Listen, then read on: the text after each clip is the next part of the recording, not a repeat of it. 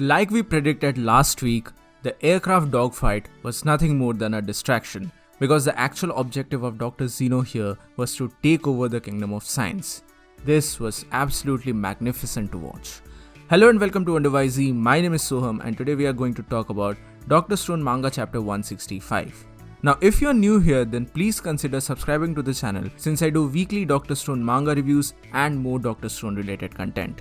With that being said, let's begin the video. Now in this chapter we continue where we left off last week and the dogfight between Ryusui and Stanley is continuing. But before Ryusui gets a chance to shoot down Stanley, Stanley starts to show off his military tactics in the form of jinking. There are some more military terminologies that are introduced here which was really nice in my opinion, and with this jinking stuff that is making his plane go wild at a random angle, due to this Stanley is able to avoid the shots by Ryusui. This was a pretty cool tactic in my opinion. Moreover, the entire Kingdom of Science is watching this dogfight keenly from their ship, but the only person who was having an uneasy feeling about all of this was Matsukaze. He was not really sure about all of this since the entire Kingdom of Science was engrossed in this aircraft battle. He thought that there was certainly something more to this. This immediately reminded me of Tsukasa and how he was able to detect bloodlust. So there's a very clear connection between these two characters. But either way, I actually never thought much about Matsukaze. I mean, yeah, he's a cool character and all, he has a cool design and everything, but I never really felt much about this character until this point. And damn, this chapter made me fall in love with this guy. And not just him, he and Mozu, these two characters were the MVP of this chapter without any doubt. Now Matsukaze was having an uneasy feeling that as if something was approaching them. Obviously he didn't had the knowledge about the 21st century and how submarines are a thing, but he was quite certain that something big was approaching them. And damn, he was absolutely spot on because Dr. Zeno is coming for him with his submarine. This was phenomenal. And finally, the mystery is revealed. The massive machine that Dr. Zeno and Dr. Brody were building was none other than their military submarine. According to Zeno, this was not some deep diving submarine. This was just a casual submarine which was able to submerge them underwater and carry all of them towards the Kingdom of Science for an ambush. And they were successful in doing so. Now the submarine looks absolutely phenomenal. And there's this particular panel in the manga where the submarine is looking forward towards the Perseus. This looks phenomenal. And also, I don't know if you guys understood this or not, this particular panel reminded me a lot about Destination Moon, the 13th or 14th book from the Tintin series. This looks really good in my opinion.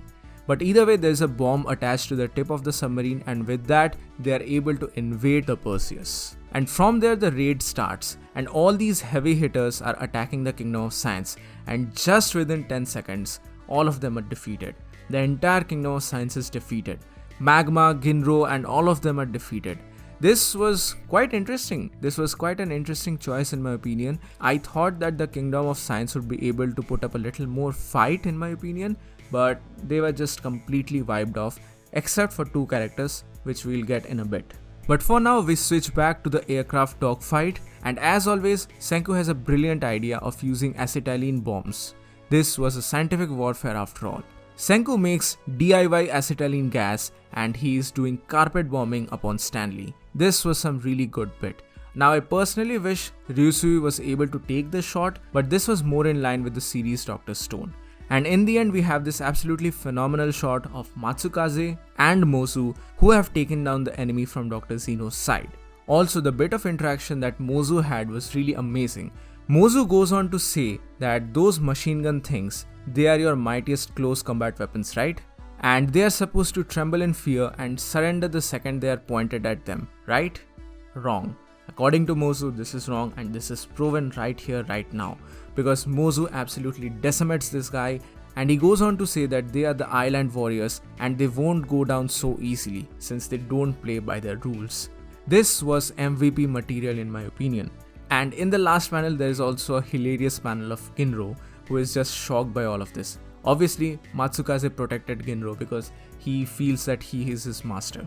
So that's pretty much this chapter of Dr. Stone. So overall, now the fight has been divided into three separate places. There's the aircraft fight that is going on, there's the fight that is going on the Perseus, and lastly there's the group of Tsukasa and the others who are still waiting in front of Zeno's kingdom. So I wonder what kind of things we are going to expect from the next chapters. I'm pretty sure that Chrome and the rest of the guys would be able to take down Xeno's kingdom, and from there on the story will move forward. But for now, this is it. This is Dr. Stone Manga chapter 165. So what are your thoughts about it? Please mention them in the comment section below. So that's it for today guys, thank you so much for watching. Give this video a thumbs up if you like it, share it with your friends and subscribe to the channel for more. This is WonderYZ and I'll see you soon in the next episode.